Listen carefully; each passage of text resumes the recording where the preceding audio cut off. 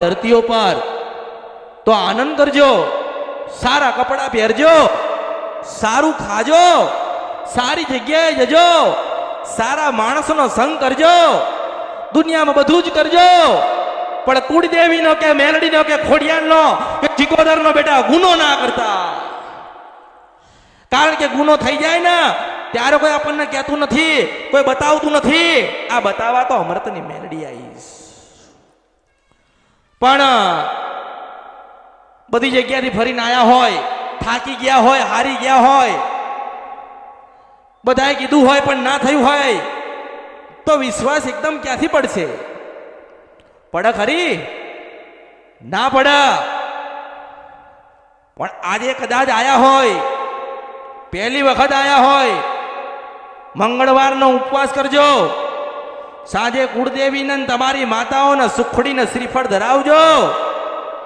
આવતા રવિવારે હું મેલડી તમારી માને લઈને ના આવું તો મારું નામ મેલડી નહીં.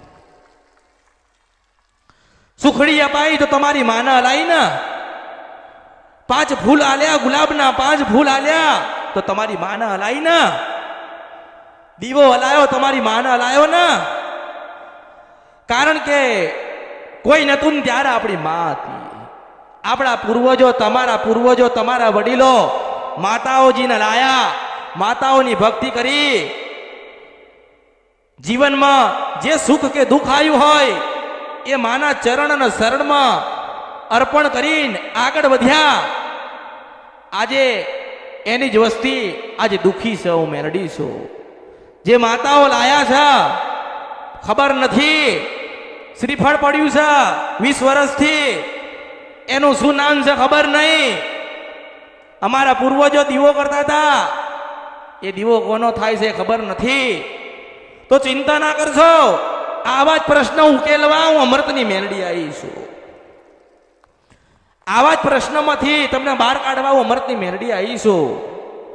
બસ તમે મારો સંગ કરજો, તમે મારા કીધે રહેજો.